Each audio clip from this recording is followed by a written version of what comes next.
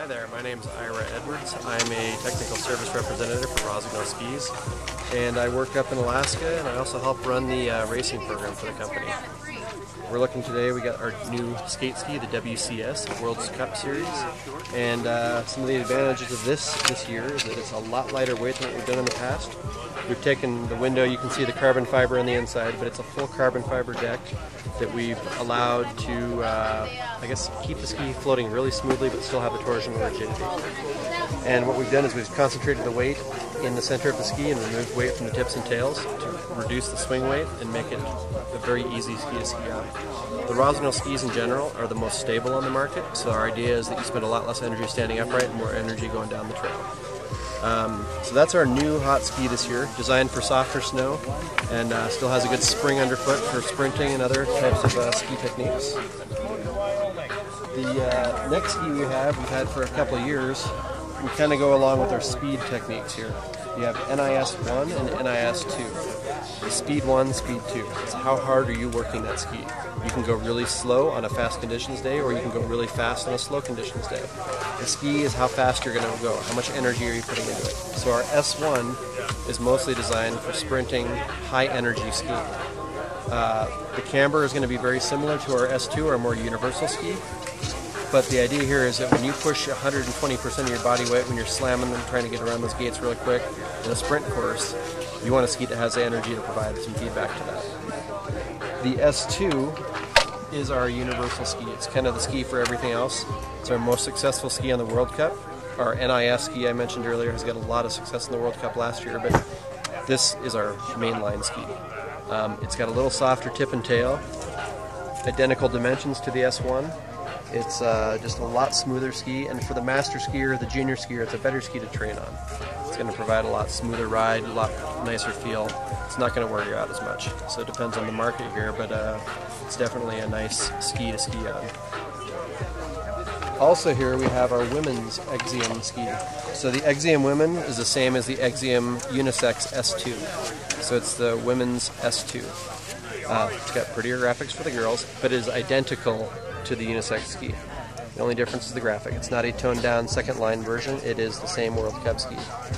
Last year on the World Cup we had 4 gold medals on the ski at the World Championships, and we've had several World Cup Championships on the ski in the women's field, so it's a high level ski.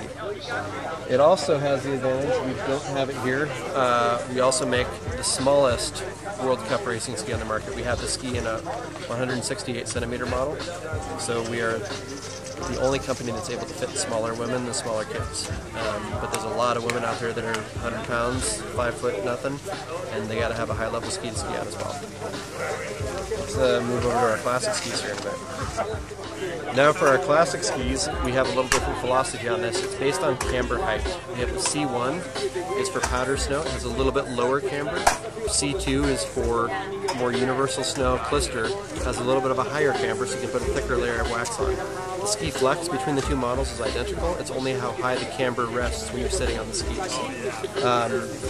Again, our classic skis, very stable. Our design philosophy again is that we're not going to spend time and energy standing upright, you want to spend your time and energy going down the trail. Moving on to the C2 is more of our universal ski. This ski is designed for hard wax, also for Clister. You can kind of pick the flex depending on what you want. The only difference again is it's got a higher resting camber. Within the C2 line we have several different submodels. We have the C2 Women's, again the same exact ski, but it does have a women's graphic. It's a very large part of the market, and we want to make sure we appeal to all people. The C2 ski also comes in an AR version, which is French for not slipping. It's got a cut pattern, so you can have a semi-fish scale base. And this allows you in wet snow that's old and transformed to still get extremely good grip. And it's, at the same time, it's a high-level World Cup level racing ski. The final ski in our C2 series, we have what's called the C2 Rubber. And I'll show you that here in just a second. Okay, our C2 Rubber ski, again, is a C2 ski, a universal flex. But the advantage here is it has a special P-Tex rubber and cork insert, and this is for special condition skiing when it's around 32 degrees Fahrenheit and new falling fresh snow. What we do here is, if you want to take a closer look at it, you can see some small amounts of microfiber hairs in that base. And what that does is that allows your ski to bond and kick in the snow when no kick wax will work. And when the time comes and it's 32 degrees and snowing, this is the only type of ski that will work. So that's the final ski in our C2 market. Again, all of our C2 skis, the rubber, the AR with the fish scale pattern, the women's model, and the standard C2, they're all the same flex, but they have different specialties in them. Okay, we're back again with our World Cup boot line, the Exium World Cup. This is our top-of-the-line skate beam boot model. We'll go on to classic in a little bit. Some of the different technologies of this boot is it has a thermo-adjustable fit. The whole boot can be heated up and it will conform to the shape of your foot.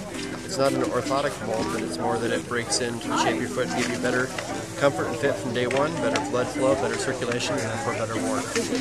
This boot comes in two different lasts. We have a regular volume and we have a low volume fit. The low volume fit has a narrower heel and a lower volume instep.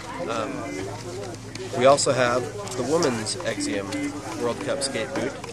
This is identical to the unisex boot, but it does only come in a low volume fit. So it's most women tend to have a narrower heel and a lower volume instep. Exium classic boots. Again, these have a very nice smooth flex in the forefoot. Very good torsional rigidity, so you can push off and corner and not have any worries about keeping your foot with contact on the ski. One of the more torsionally rigid boots out there, but they still have a very nice soft foreflex. These boots also come in a low volume and a standard volume fit. And again, the women's World Cup Exium classic boot is only in a low volume, but the unisex orange solar boot comes in both the low volume and the standard fit. And going from there, we have a combination of both our skate and our classic boot. It's our World Cup Pursuit boot. This has the same lower cuff, soft flexing classic lower boot with a nice composite cuff on the top, and it allows you to do, if you're a high-level racer, you can have this to give you good performance for classic and then for the skating races. Or if you're more of the recreational side, on the classic side, it gives you extremely good ankle support and very good stability for a classic ski boot. But it is a full classic ski boot that has skating ability. That's pretty much it for the high-end Exium Rossignol boot line and our ski line as well. So thanks a lot for joining us at Rate Ski Gear. We'll talk to you later.